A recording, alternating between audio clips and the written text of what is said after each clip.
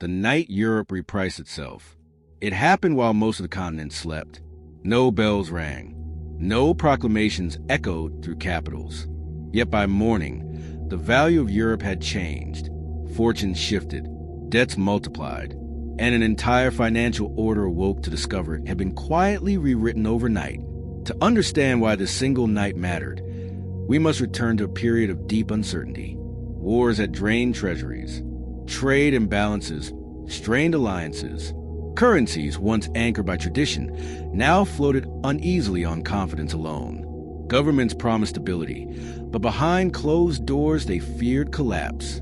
The question was no longer whether change was coming, but who would control it when it arrived. The first reveal begins in a series of emergency meetings held across several capitals on the same evening. Finance ministers, central bankers, and advisors gathered under strict secrecy. Publicly, they discussed routine coordination. Privately, they faced a shared truth. Existing exchange rates no longer reflected reality. Some currencies were dangerously overvalued. Others were sinking under debt. If markets discovered the imbalance first, panic would follow. The second beat followed as a plan took shape. Instead of allowing gradual correction, leaders agreed to act all at once. Exchange rates would be adjusted simultaneously across borders. Pegs would shift. Reserves would be reallocated. By moving together, they hoped to prevent speculation and control the narrative. It was not deception, they told themselves. It was prevention. As midnight approached, instructions were sealed and dispatched.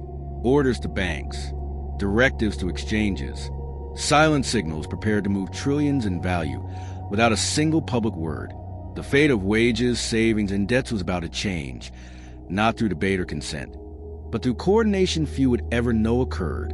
And when the clock struck morning, Europe would awaken to a new price, one it had never agreed to, but would be forced to accept.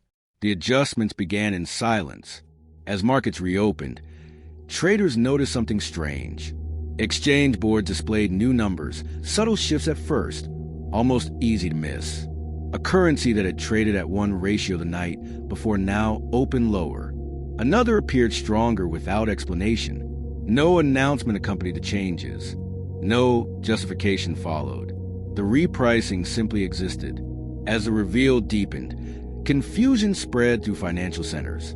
Banks hesitated, unsure whether the movements reflected natural market forces or a coordinated signal. Some delayed trades.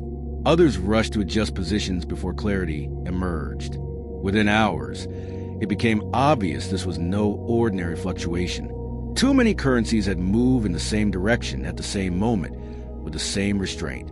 This was design, not chance. The conflict surfaced when businesses began calculating the consequences. Imports suddenly cost more. Exports gained unexpected advantage. Companies with foreign-denominated debt saw liabilities swell overnight. Workers paid across borders realized their wages no longer carried the same weight. What had been abstract numbers on screens translated instantly into real pressure on households and firms.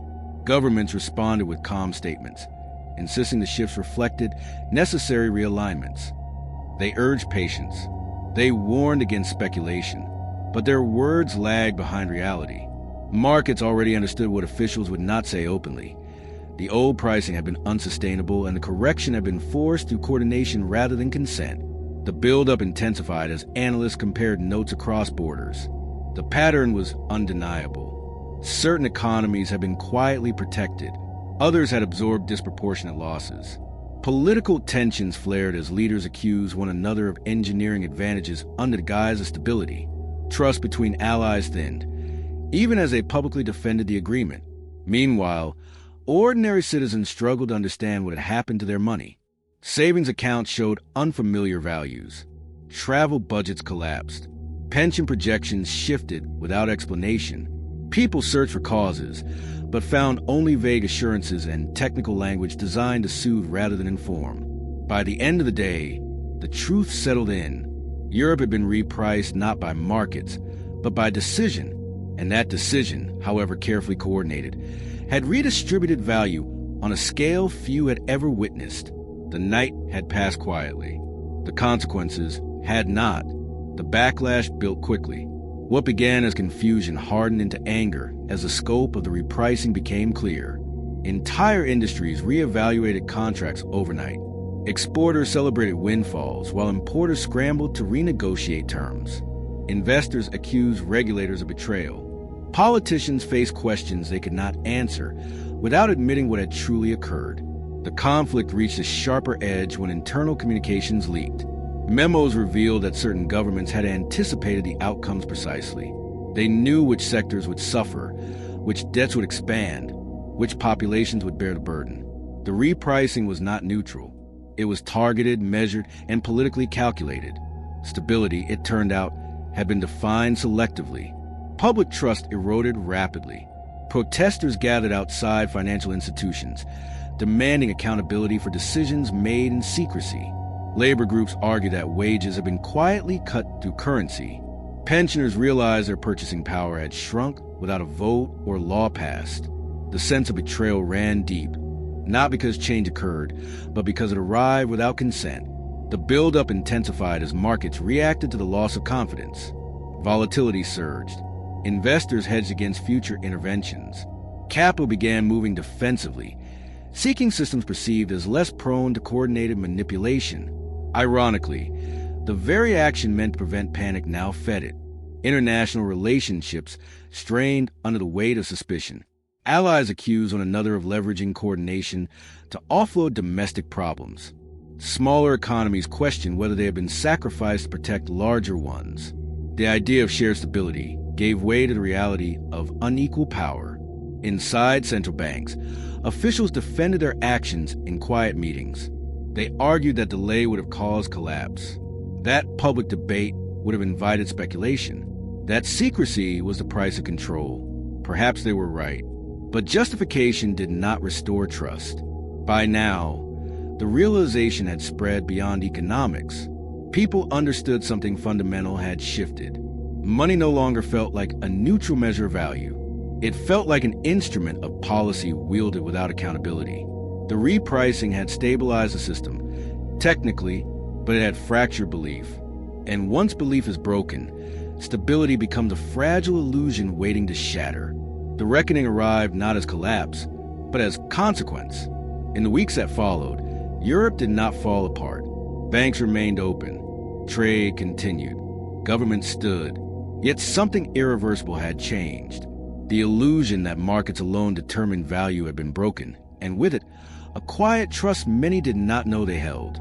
The climax revealed itself through adaptation. Citizens began protecting themselves, not through protests alone, but through behavior. Savings were diversified. Cross-border exposure was reduced. Contract demanded new clauses guarding against sudden intervention. What had once been implicit trust now required explicit protection. The system functioned, but only with added layers of caution. The resolution unfolded slowly. Officials acknowledged, in measured language, the need for greater transparency. Coordination continued, but oversight expanded. Parliaments demanded disclosure frameworks. Independent reviews became standard practice. The night Europe repriced itself became a reference point, a moment cited whenever secrecy threatened to override accountability. The event also reshaped policy thinking.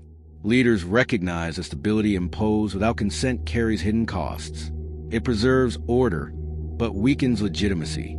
And legitimacy, once eroded, cannot be restored through coordination alone. For many, the lesson was unsettling yet clear. Value is not just a number.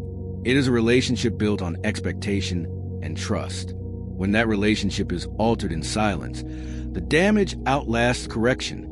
Europe had survived the night, but would never again pretend it slept through decisions that shaped its future.